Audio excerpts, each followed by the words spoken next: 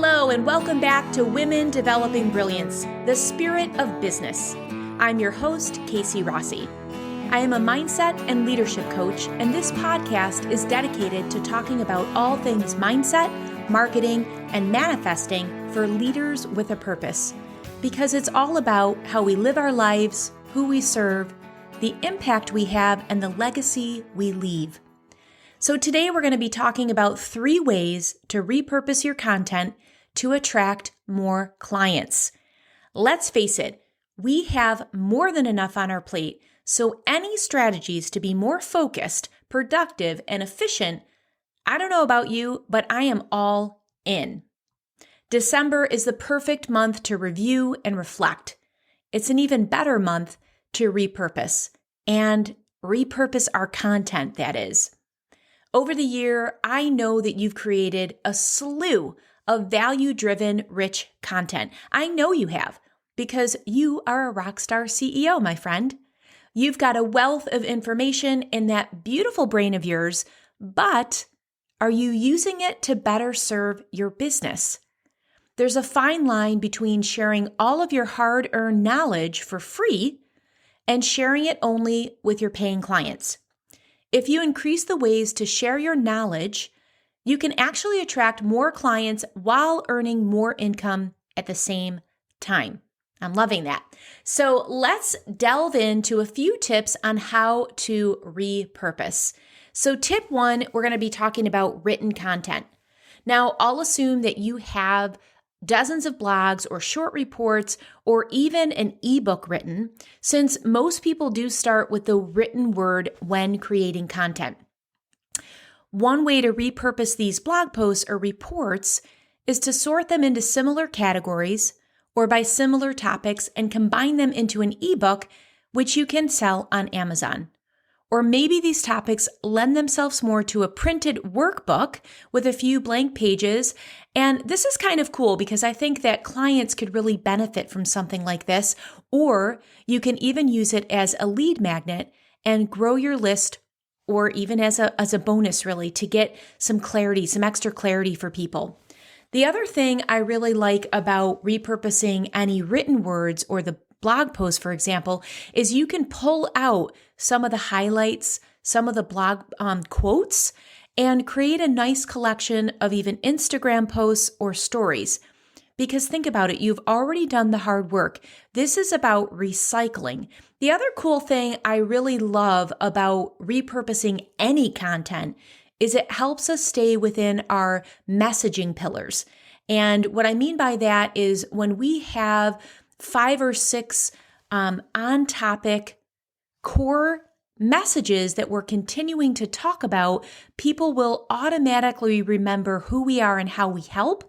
So repurposing our content, or content splintering is what a lot of marketers will call it, is a great way to continue to groove that path so people know very, very instantaneously who you are and how you help. So I think it's a really fun way. I love being able to pull out blog quotes. I think that's one of my favorite tips in that written content piece, is pulling out those highlight pieces, especially now because people's attention span is shorter, and I think it's getting shorter every day.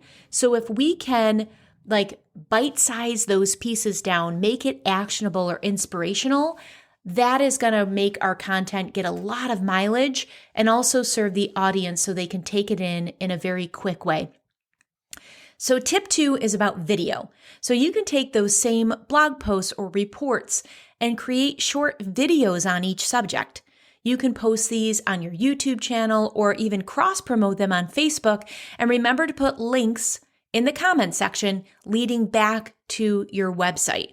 So if video frightens you because you don't want to be on camera, I get it. For those of you who know me, it took me a whole years ago before I could actually build up the confidence to press that go live button. So it's okay. Just do it in baby steps. You can always create Google Slides with text and then just voice over it, or you can even add some royalty-free background music that plays as you advance the slides. So the main thing is to take action. Don't be afraid. And you can always stair-step your way into doing that direct to camera, because we know that direct to camera is the most powerful. Because when you get on camera, not only can they put a face to the name, they get to hear your voice, see your inflections, and really get a feel for your personality. All right, so if you're a talker instead of a natural writer, you can actually get out the camera or the app on your phone and start recording your videos and audios to a written word, and poof, you have an instant blog post or short report.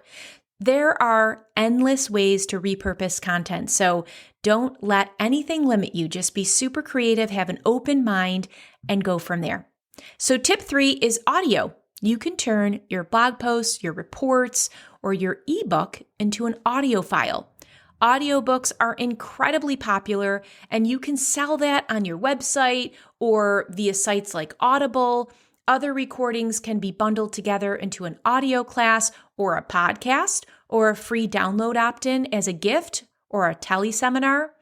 If your specialty is motivational or inspirational, you can even record daily motivational audios and use it as a monthly subscription that will be delivered to your clients who subscribe. So that's kind of a fun way too.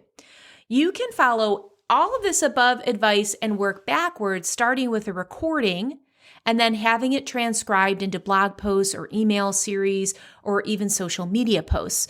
So personally, I love taking sound bites from solo casts or even when I interview guests and repurpose that on Instagram. It is a great way to build engagement.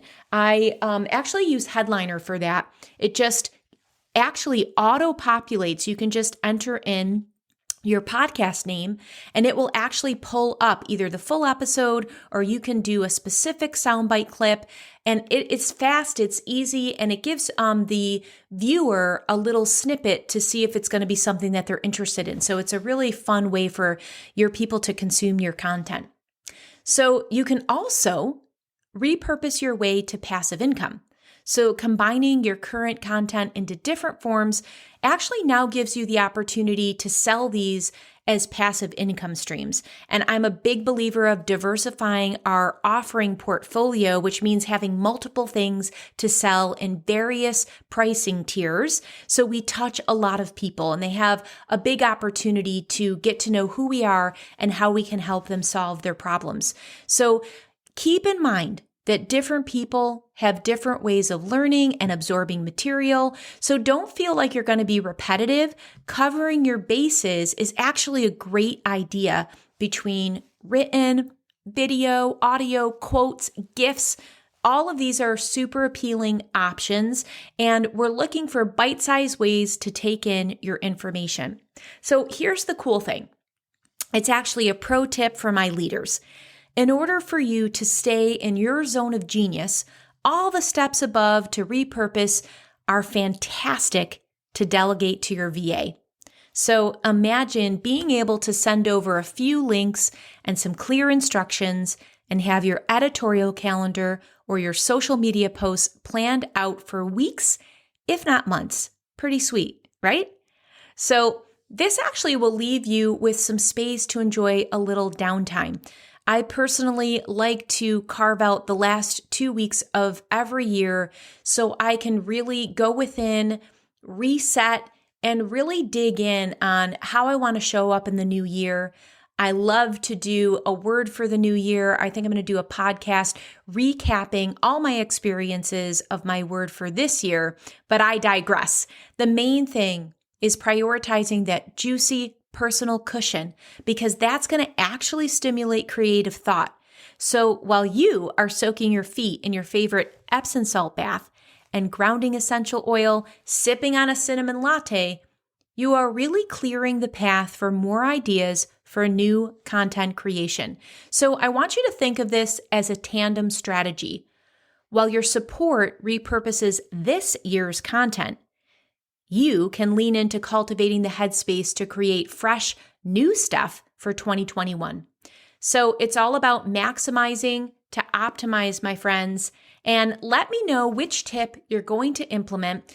As you know, we always continue the conversation in my Women Developing Brilliance Facebook group, and that's where all the cool conversations continue on from what we start here on the podcast. So head over to Women Developing Brilliance. Let me know which tip that you are going to use to optimize your content.